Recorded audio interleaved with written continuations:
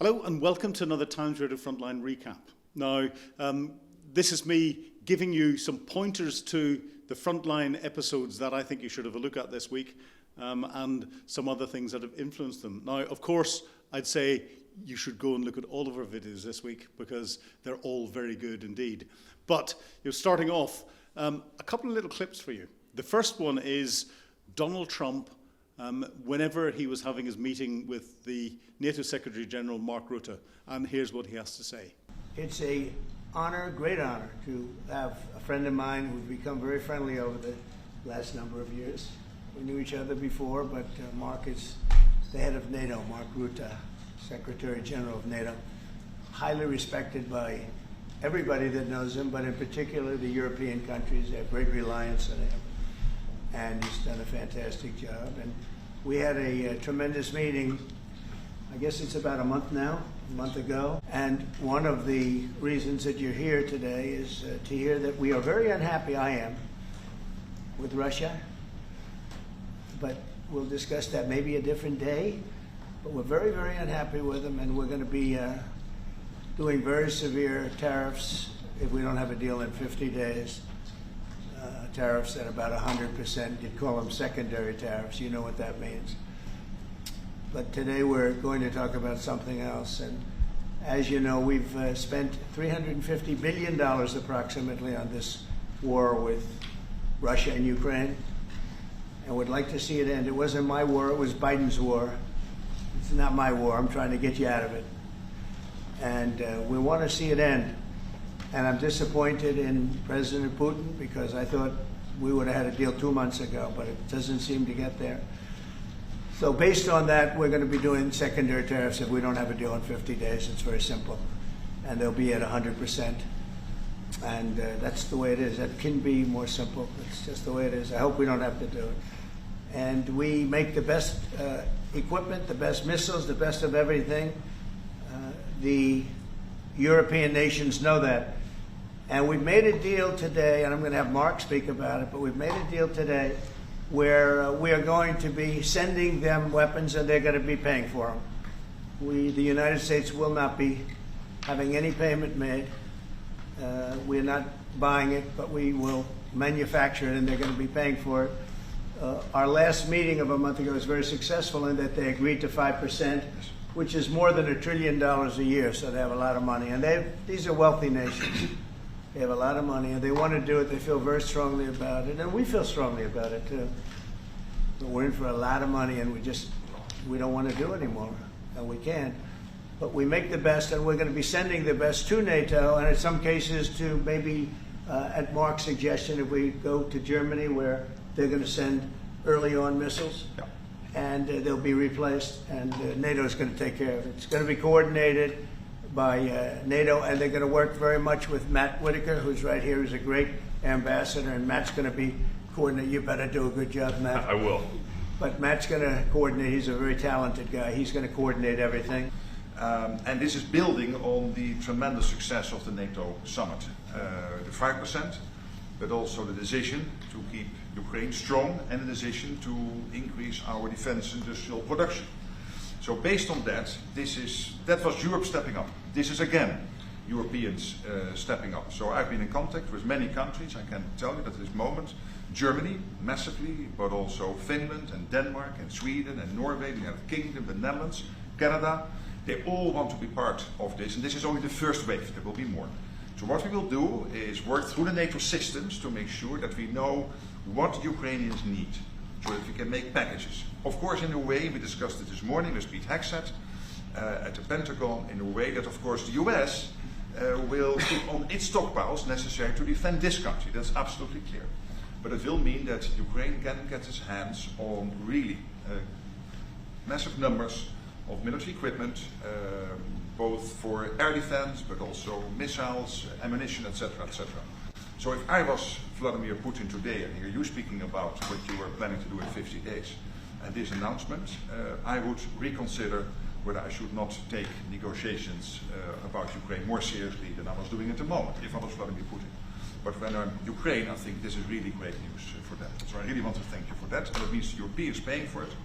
And again, I mentioned all these countries, we will deal with that. And exactly as you said, it might also mean that countries will move equipment fast into Ukraine and then the US later backfilling it because speed is of the essence here. So really, thank you. This is important. You did a great job.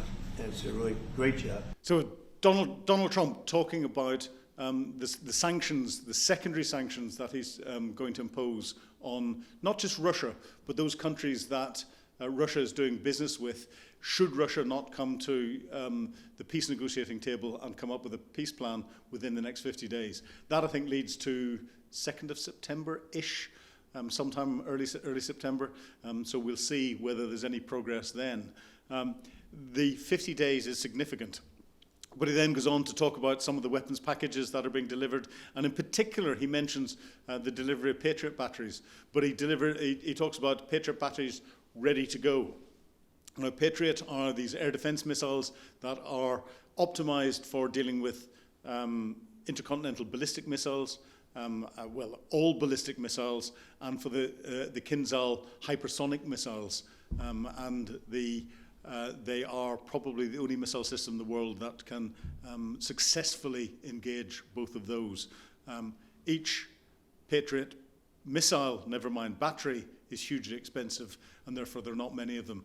It's the one thing that Ukraine needs. So I think this was Trump emphasizing his focus on providing additional defensive capability to Ukraine and resupplying armaments to Ukraine. And Mark Rutte turned around and emphasizes how important this is, how it is that it's the European NATO nations that are paying for this. So there's no burden on the American taxpayer whatsoever. Yeah, and of course, Mark Rutte brings out a degree of common sense. He turns around that Vladimir Putin has been given so many chances by President Trump, and he has just thrown them back in his face, effectively.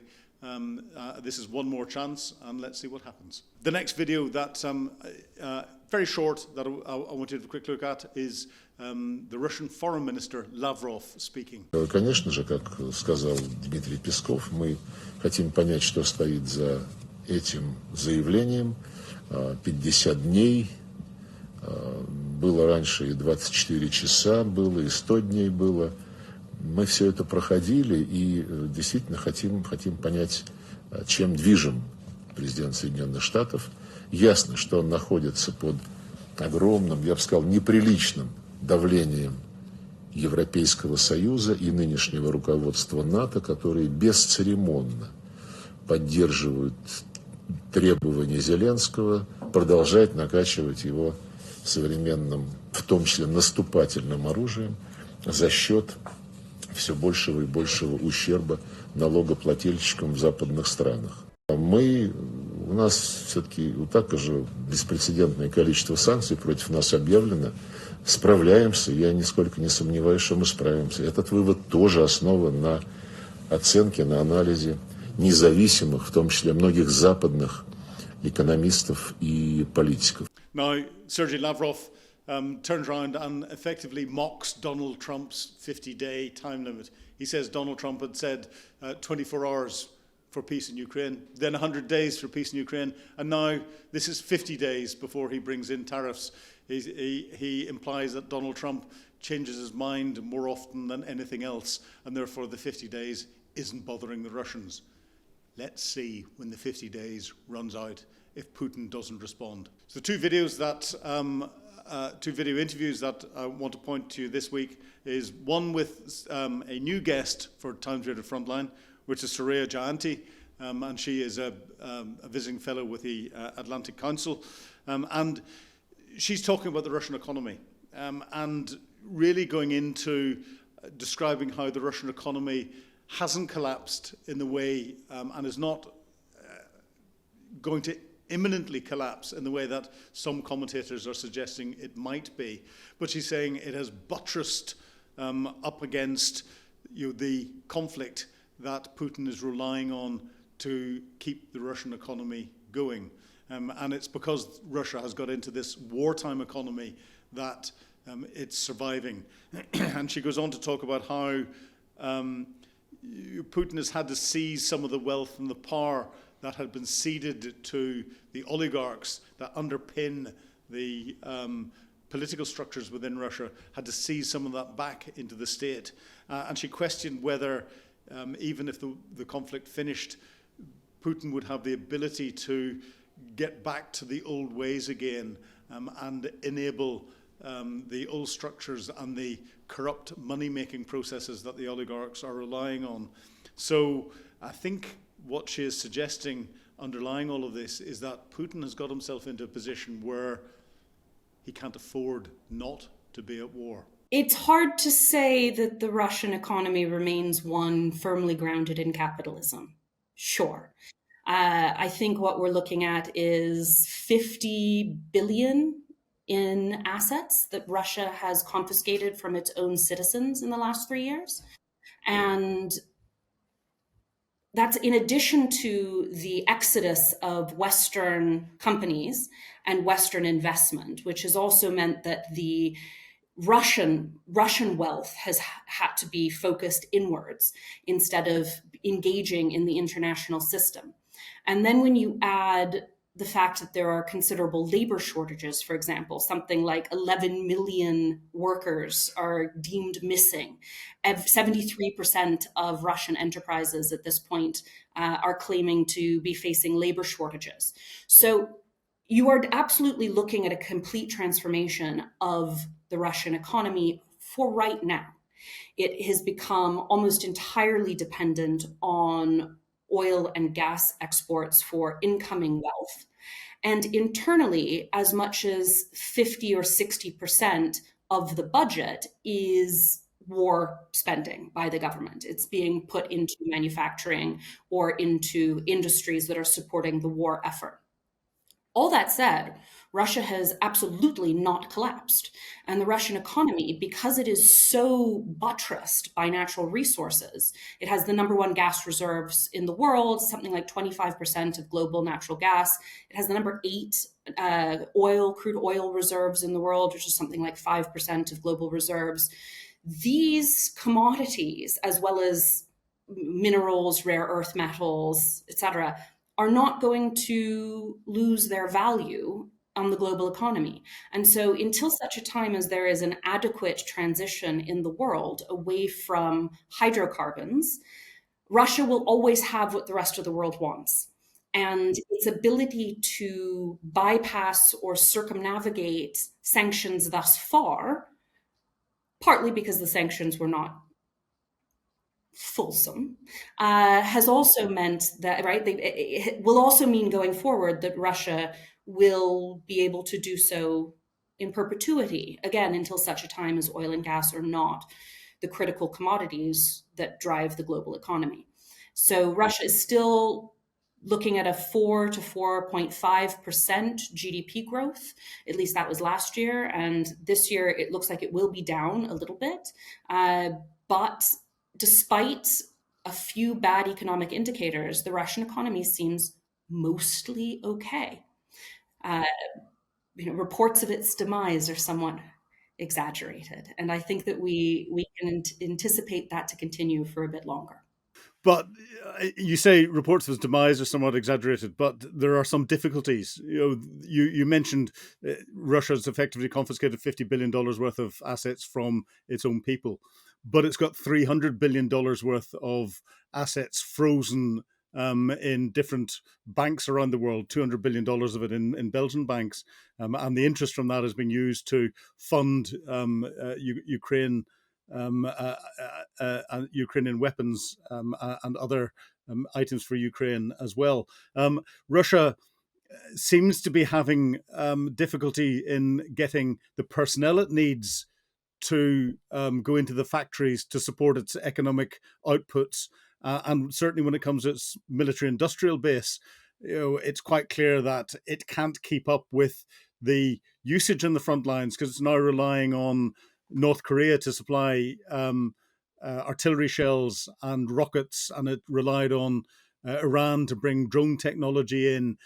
Would it be right to describe the Russian economy as creaking at the moment? And if the international community really focused on oil and lowered the price cap that is imposed dealt with the shadow fleet and possibly these 100% secondary tariffs on countries that buy Russian oil and gas, that might really hurt Putin? The Russian economy is so natural resource based, and the war shows no signs of slowing, such that together, creaking though it may be, it continues to defy all expectations of collapse or even contraction to a point at which it would have trouble continuing to prosecute the war. Yes, there are millions of workers missing. Yes, every day of the war costs Russia somewhere between 500 million and $1 billion. Nonetheless, with 75%, maybe 70% of spending being driven by the state into war industries, I don't think we're quite at a point where that tip is going to happen. And a lot of that, yes, is buoyed by oil and gas revenues. And indeed, despite the initial many rounds of sanctions that were put in place immediately following the full-scale invasion and eventually taken up by the European Union later that year, the phasing in of first pipeline gas restrictions, followed by tanker oil, etc., it was never comprehensive. And it was not designed to be comprehensive. The Biden White House did not want comprehensive sanctions on Russia for a couple of reasons. First, because there were elections coming, but of course in the United States, there are always elections coming. And there is this widely held fallacy, widely believed fallacy that oil prices on the global market are somehow directly related to the price Americans pay for petrol at the pump, which of course they aren't. And in fact, the US doesn't even refine its own oil. We refine imported oil from countries like Saudi, and we export our own oil because our refineries in the United States are not built for that kind of refining. So nonetheless, the advent of elections meant that the White House did not want to have prices go up. And the United States also did not want to force the European Union into a really tight energy corner. The European Union had made itself, and different member states to varying degrees, extremely vulnerable to Russian coercion, to Russian energy dominance. You take a country like Austria, which was 75% reliant on Russian gas imports. Germany was hugely reliant on natural gas imports. The European Union as a whole was importing 45% of its natural gas from Russia and getting it very cheap. And as a consequence, Putin seems to have relatively correctly calculated that Europe could not afford to do anything particularly major as a response to its invasion of Ukraine. And the relative weakness of the many different sanctions packages with respect to energy have proved that to be true. But unfortunately, energy is what counts because it is natural gas and now crude oil that is keeping the Russian economy principally afloat. And in the years following, we're now 3 years deep, right? Over 3 years, the full-scale invasion, Russia's oil revenue skyrocketed. It went way up. So any notion that, for example, the original price cap that was put on Russian crude worked is, I think, very wishful thinking. And right now, the European Union is debating strengthening that price cap. There is a consideration to drop it 15%, a floating 15% below whatever global oil market rates are. There is apparently one European Union member state that has refused to agree to this. Reports say we don't know who it is. I think the usual suspect would be Hungary, but actually it could also be Greece, could be Malta, could be Cyprus. There are a number that have never been full-throated in their support of sanctions on Russian energy. But that is under consideration right now. Also under consideration is a full European Union ban on LNG, liquefied natural gas. because although pipeline gas is no longer going into Europe from Russia, nonetheless, Russian liquefied natural gas, LNG, has gone way up as a source for European energy imports. And indeed, a couple of months ago, there were reports of Russian shadow fleet tankers pulling straight into EU ports to offload Russian commodities. And so I don't think we can talk about Russia really transforming into a completely different economy when those fundamentals will remain in place. Nonetheless, it's true that with that much defense spending, it's going to be quite difficult to return to a pre-war economic posture.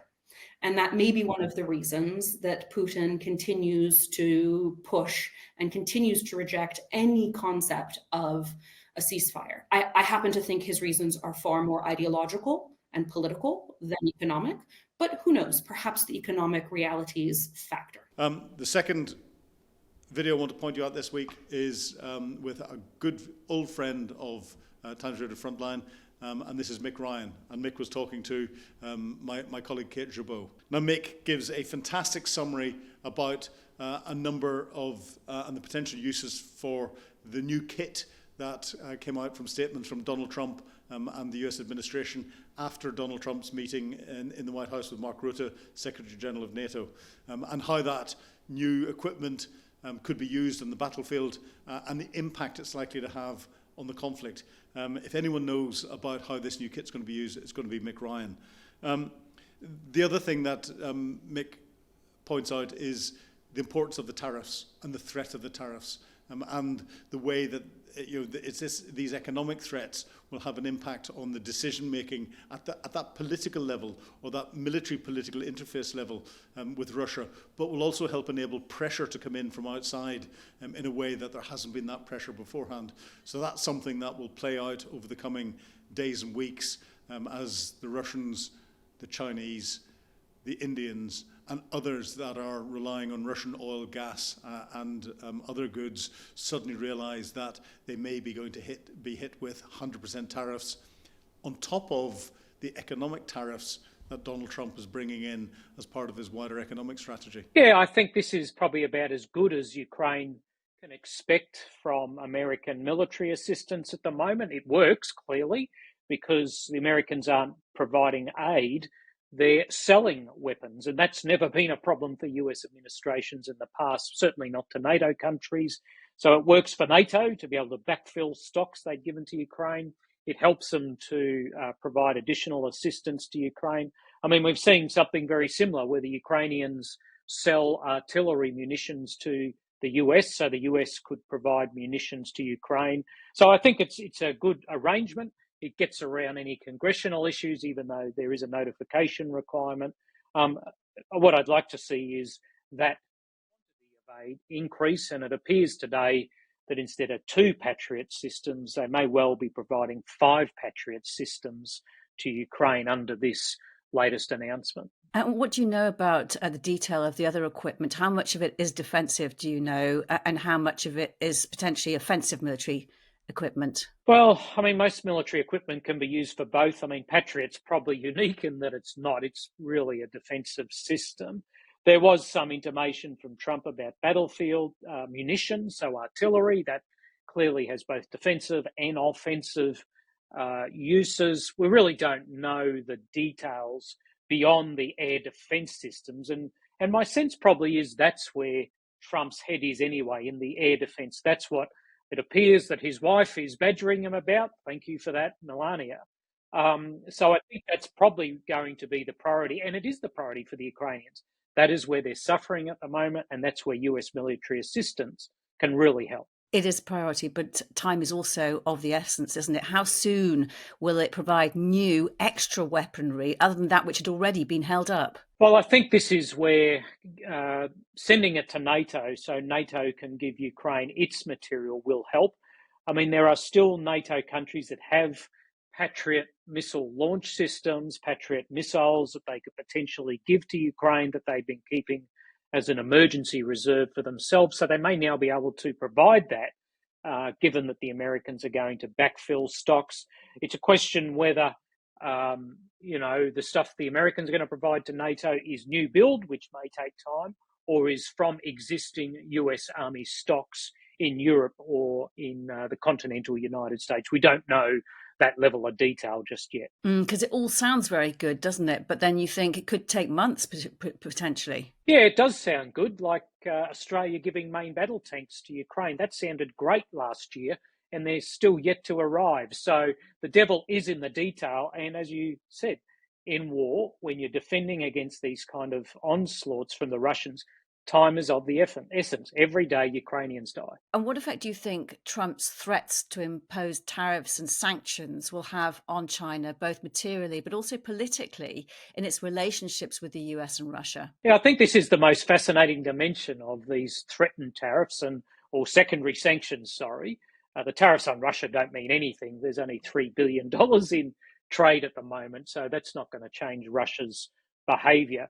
China is the major economic enabler and provider of dual-use material to Russia at the moment. So secondary sanctions on them, which the Americans and everyone else has shied away from up until now, could be a really significant consideration for Xi. However, the real question I think we need to answer is this: does Trump have more will to impose these sanctions on China than Xi has to help Russia not lose the war? At the moment, I think Xi will see it as more important to keep Russia in the war than to roll over to the Americans. But you just never know how things may pan out. And you also write in a recent Substack that China has been looking at how it can benefit from the prolonged war, and you analyse that quite in depth. Strategically, what does it gain? Well, it gains a whole lot of things actually by the prolonging of the war. Unfortunately, it increases the suffering of the Ukrainian people. But what it does, it keeps Europe in Europe. Particularly with the current Trump administration's policy, with the Europeans leading on the war. But it does anchor the Americans still a little bit in Europe for some time, so it can't totally focus on China's aggression and coercion and everything else it's doing in the Pacific. Clearly, the trade relationship and what China makes from this war has increased since 2022. It's got a source of much cheaper energy than it might have had otherwise from Russia. And at the end of the day, it's turning Russia into a country that depends on it. I don't think it turns Russia into a client state. I don't believe it goes that far. But it is certainly turning Russia into a state that is more dependent on China than it's ever been before. And that's all to China's advantage. So that's the recap for this week. Remember, if you want to post some questions, post some points, get them answered in our weekly Q&A, please sign up for Times Radio membership. It gives you exclusive access to our material first and foremost. And of course, if you want to listen to us on a podcast, go to your favourite podcast provider, search for Times Radio Frontline, and we should pop up. Thank you very much indeed. Goodbye.